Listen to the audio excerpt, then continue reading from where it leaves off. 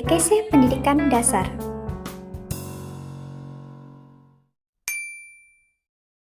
Kata pengantar oleh moderator. Selamat pagi teman-teman semuanya. Yang saya hormati Ibu Tere sebagai dosen pembimbing mata kuliah Katekese Pendidikan Dasar. Kami dari kelompok 3 ingin menjelaskan materi tentang kurikulum KTSP 2006. Sebelumnya saya akan memperkenalkan anggota komite Fariza Edna akan menjelaskan tentang latar belakang kurikulum KTSP 2006.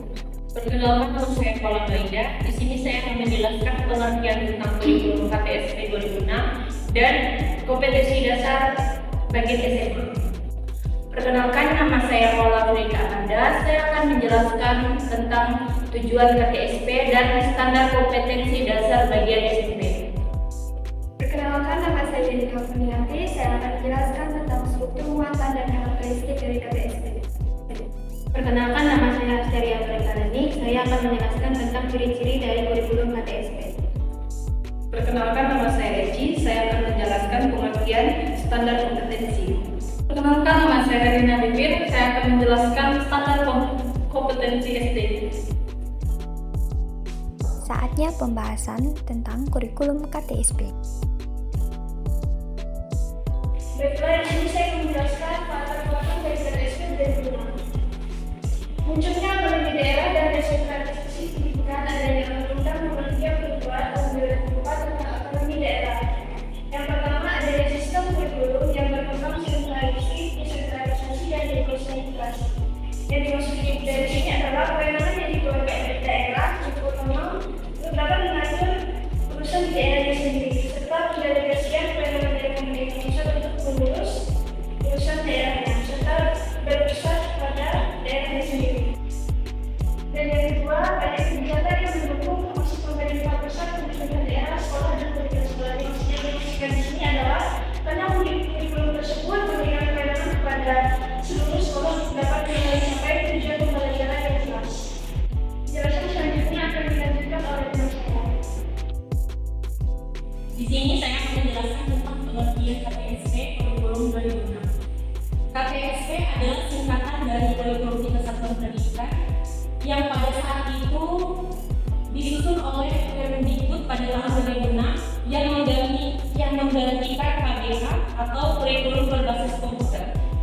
Pada KTSP ini atau Kurikulum Tiga Satuan Pendidikan ini lebih tepatnya menekankan diri pada peserta didiknya atau memfokuskan diri pada peserta didiknya, yaitu untuk mengembangkan aspek kognitif, afektif, dan psikomotorik.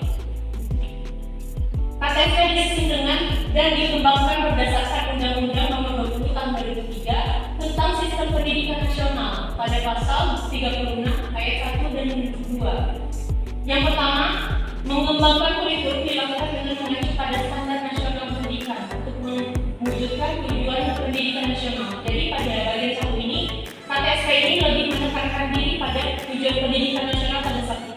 Yang kedua, kurikulum pada semua jenjang dan jenis pendidikan dikembangkan dengan prinsip diverifikasi sesuai dengan satuan pendidikan, potensi daerah, dan peserta didiknya. Jadi yang bagian kedua ini, kurikulum ini lebih mendekatkan diri pada potensi peserta didiknya dan daerah pada saat itu. Sekian dari saya. Oke, di sini saya akan menjelaskan tentang tujuan KTSP 2006. Secara khusus, tujuan diterapkannya KTSP adalah untuk satu, meningkatkan mutu pendidikan melalui kemandirian dan inisiatif sekolah dalam mengembangkan kurikulum, mengelola dan memperdaya sumber daya yang tersedia. Yang kedua, meningkatkan kepedulian warga sekolah dan masyarakat dalam mengembangkan kurikulum melalui pengembangan keputusan bersama. Dan yang ketiga, meningkatkan kompetensi yang sehat antar satuan pendidikan yang akan dicapai. Sekian dari saya, akan dilanjutkan oleh teman saya. Sekarang struktur dan muatan dari KTSP 2006. Kita bisa lihat dari kita ketahui struktur dan muatan KTSP pada jenjang pendidikan dasar dan menengah yang terkembang dalam standar isi meliputi 5 kelompok, di antaranya adalah kelompok mata pelajaran agama dan akhlak mulia. Yang kedua, kelompok mata pelajaran kenegaraan dan kepribadian.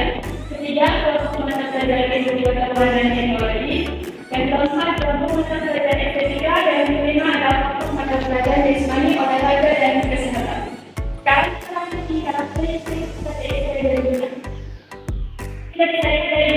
biasa, terdapat 4 karakteristik KTSP ada sebagai berikut. Yang pertama, pemberian otonomi luas kepada sekolah dan kesatuan pendidikan.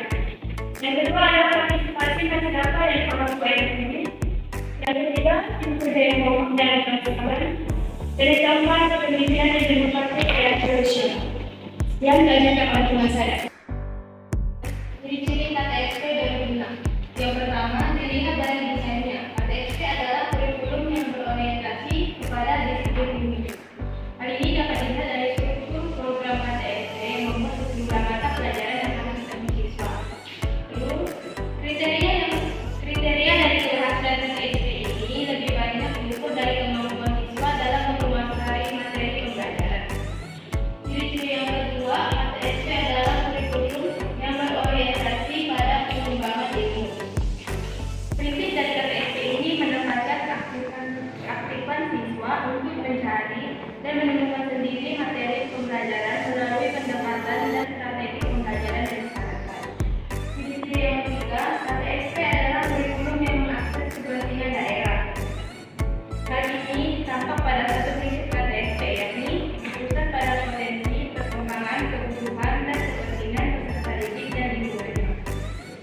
Ciri-ciri yang keempat, KTSP merupakan kurikulum teknologi. Hal ini dapat dilihat dari adanya standar kompetensi dan kompetensi dasar yang kemudian dijabarkan pada indikator hasil belajar, yakni sejumlah perilaku yang teruntuk sebagai bahan penilaian.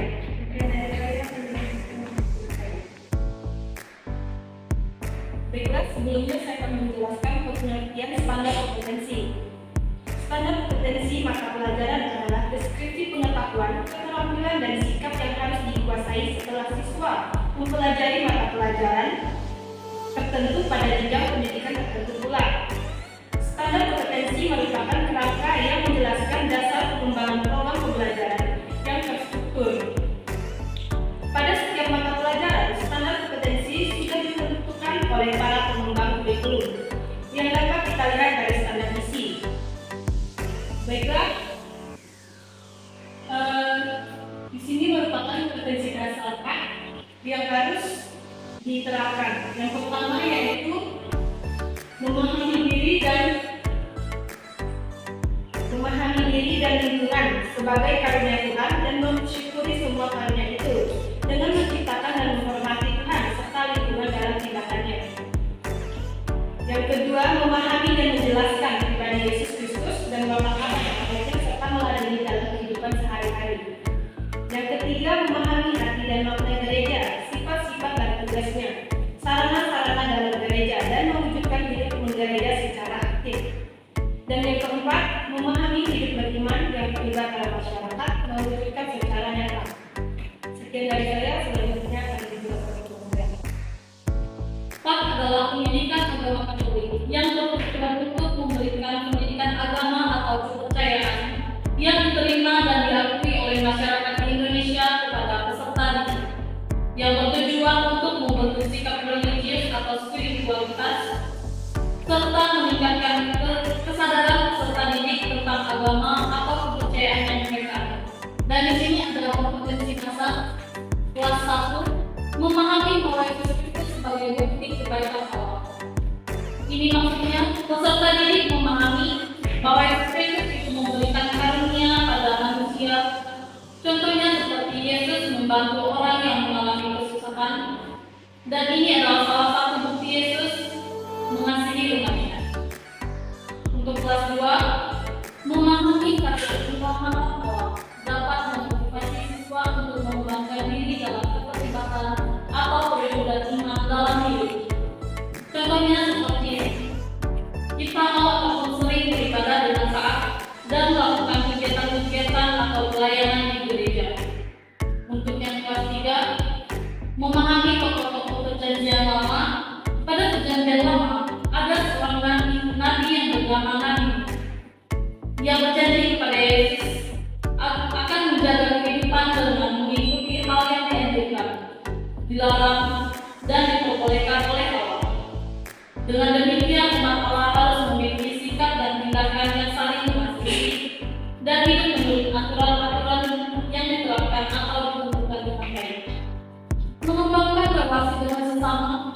dan berusaha mengembangkan doa mereka. Itu berarti kita sebagai manusia harus memandangkan dan melakukan sesama kita dengan bersikap yang baik. Mengembangkan doa berarti kita berkomunikasi dengan Tuhan dengan menyampaikan permohonan, meminta pengampunan dan mengucap syukur kepada Tuhan. Dan kelas 5, dalam kehidupan, manusia selalu menghadapi tantangan dalam mewujudkan nilai-nilai kerajaan Allah. Contohnya mewartakan kerajaan Allah. Kita sebagai pewarta harus benar-benar memahami isi dari pewartaan ataupun dari Injil yang kita sampaikan kepada orang lain agar dapat dijalani. Sebab mewartakan kerajaan Allah itu tidaklah mudah. Dan ini adalah buku agama KTSB. Oke, di sini saya akan menjelaskan standar kompetensi PAK pada PAK KTSP 2006 di sekolah menengah pertama. Yang pertama ada kelas 1 atau biasa kita sebut kelas 7. Memahami diri sebagai laki dan perempuan yang memiliki rupa-rupa kemauan dan keterbatasan agar dapat berrelasi dengan sesama dan lingkungan dengan meneladani Yesus Kristus yang mewartakan Bapa dan kerajaannya. Lanjut, untuk kelas 2-nya yang biasa kita sebut dengan kelas 8, memahami pribadi Yesus Kristus dan konsekuensi perjuangannya dalam upaya mengikuti dan mewujudkan nilai-nilai perjuangan di dalam kehidupan gereja.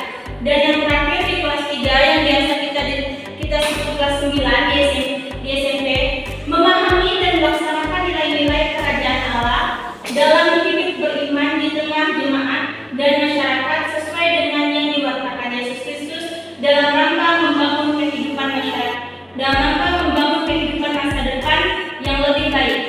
Nah, ini adalah buku untuk kurikulum KTSP 2006 tingkat SMP. Pada bagian ini saya akan menjelaskan tentang standar kompetensi bagian SMA atau SKPPA.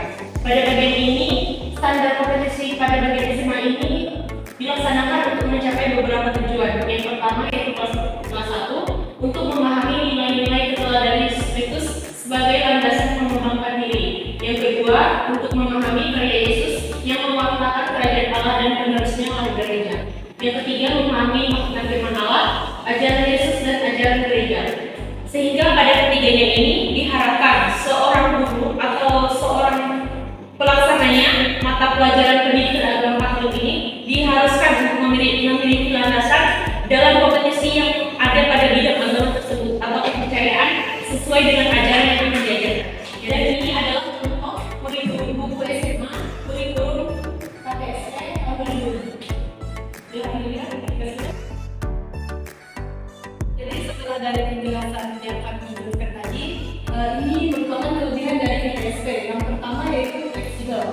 Kurikulum ini bersifat fleksibel dan memberikan kebebasan bagi sekolah dalam merancang program pembelajaran sesuai dengan kondisi dan kebutuhan lokal.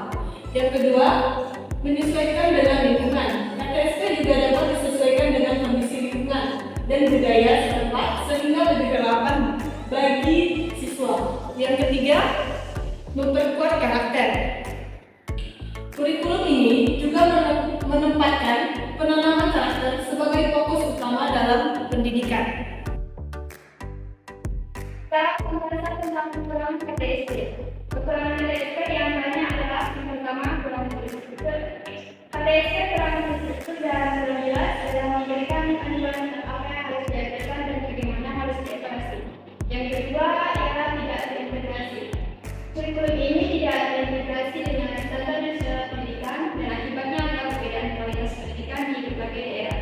Yang ketiga adalah kurang praktis. Kurikulum ini dipaksakan sekolah untuk merancang program belajar sendiri sehingga butuh banyak waktu dan sumber daya. Yang keempat adalah perbedaan hasil. Kurikulum ini menyebabkan perbedaan hasil belajar antar sekolah dan itu ada fakta. Yang kelima adalah terlalu banyak muatan. Kurikulum ini terlalu banyak muatan sehingga teman-teman harus lama untuk menyelesaikan materi. Baiklah, dari sini saya akan menjelaskan kesimpulan dari KTSP